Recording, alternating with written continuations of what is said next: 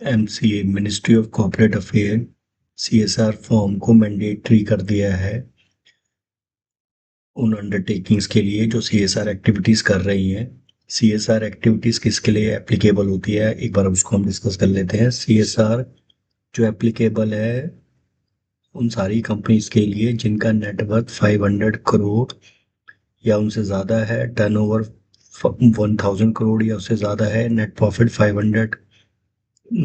5 करोड़ या मोर है किसी भी साल में, और उसका हमें कितना सीएसआर एक्टिविटीज में इन्वेस्ट करना है वो होता है 2% of the average last 3 years.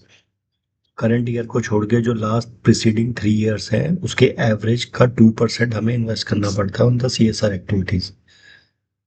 अब गवर्नमेंट ने ये बोला है सीएसआर एक्टिविटीज के लिए जो भी कंपनीज रजिस्टर्ड हैं जो ये सीएसआर एक्टिविटीज कर सकती हैं उनको CSR 1 इलेक्ट्रॉनिकली फॉर्म भरना मैंडेटरी हो गया है इफेक्टिव फ्रॉम 1 अप्रैल 2021। अब गवर्नमेंट ने इसके लिए फॉर्म भी नोटिफिकेशन भी जारी कर दिया है और फॉर्म भी लेके आ गए हैं। एक बार हम इसकी रिक्वायरमेंट देख लेते हैं क्या है, किस किस को एलिजिबल है।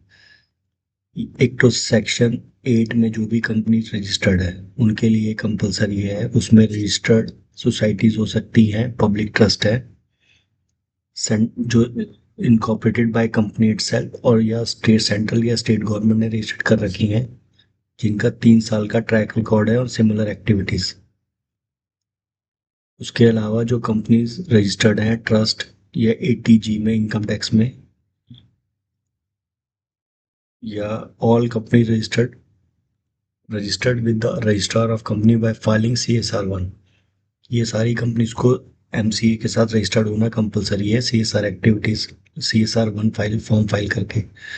इस फॉर्म को फाइल करने के लिए आपको क्या क्या डॉक्यूमेंटेशन चाहिए,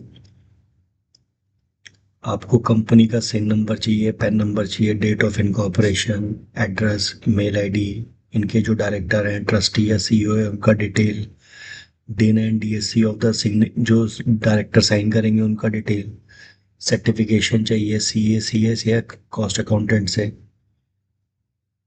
CSR ये हम इस MCA पोर्टल में जाके फाइल कर सकते हैं। उसके बाद हमें एक CSR रजिस्ट्रेशन नंबर मिलेगा सक्सेसफुल सबमिट करने पे। डॉक्यूमेंट रिक्वायर्ड क्या क्या चाहिए अपने को, एक pan number of the entity चाहिए, रजिस्ट्रेशन सर्टिफिकेट चाहिए, 12A एंड 80G का सर्टिफिकेट चाहिए, NGO है तो उसका डिटेल चाहिए, CSR policy and report of the company चाहिए, detail of the subsidy and associate activities का डिटेल चाहिए। अब आइए एक बार CSR का हम जो फॉर्म नोटिफिकेशन आया है उसको भी हम चेक कर लेते हैं। ये है उस नोटिफिकेशन, ये नोटिफिकेशन आया है 7 जुलाई 2025 को। इसमें गवर्नमेंट ने अमेंड कर दिया है corporate social responsibility policy rule 2014 को। ये और ये एप्लीकेबल हो गया है 14 जुलाई 2025 से। ई फॉर्म CSR 1 ये लेके आ गए हैं, जो पहले था उसको इन्होंने सब्स्टिट्यूट कर दिया है। इसमें इन्होंने अभी registration of entity for undertaking CSR activity इसको कंपलसरी कर दिया है।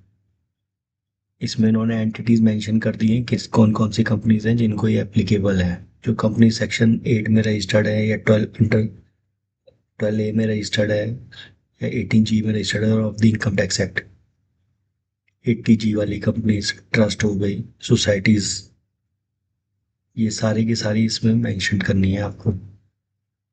इसमें आपको इनका सारा detail, address, email ID, pan number, directors, trustee का डिटेल, कंपनी का पैन कार्ड, एंटिटी का certificate of registration, board resolution जिसमें सर्टिफाई कर रहेंगे कि ये लोग कौन कौन सी एक्टिविटीज़ और किसको उन्होंने ऑथराइज किया साइन करने के लिए।